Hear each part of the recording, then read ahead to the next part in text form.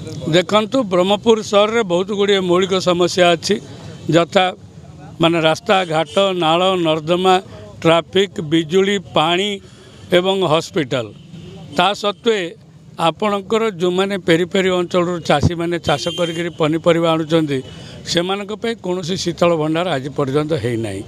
द्वितीय कथा है ब्रह्मपुर सहर हूँ सारा दक्षिण ओडिशा रे प्राण केन्द्र समस्त लोक या दक्षिण ओडिशा पर निर्भर करुँच।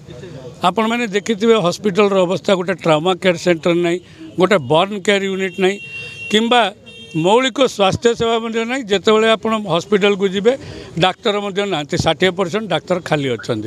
स्कूल कॉलेज रे पिला जो पाठ पढ़ुं माने अधा शिक्षक शिक्षयित्री ना स्कूल रे ना कॉलेज रे।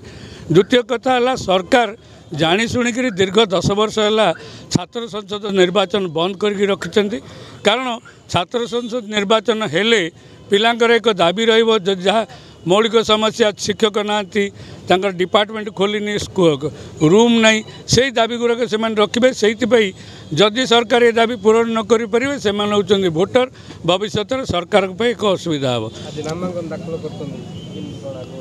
आज्ञा शुणु मोर गोटे जिनस है जे ब्रह्मपुर जो मौलिक समस्या अच्छी से समस्या गुड़ाक मुझे दूर करी। ब्रह्मपुर सहर दीर्घ 25 वर्ष बहुत पछकू पलैछि लोक बहु हिनस्ता भोग कर देखुए गोटे प्रेमनगर रास्ता दुईटा विधायक गले कि आज पर्यटन या पारनी यहीटा हूँ समस्या सरकार करुले कौन सरकारी दल करुँच कौन।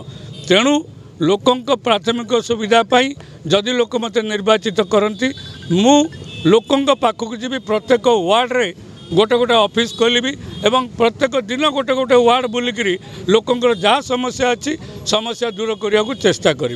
मु आशा करुच्ची लोक वर्तमान परिवर्तन चाहते लोक ये सरकार को परिवर्तन करी राज्य रे कांग्रेस को शासन को आणवे एवं केंद्र में कांग्रेस को शासन को आणवे बोली मोर आशा और भरोसा अच्छी।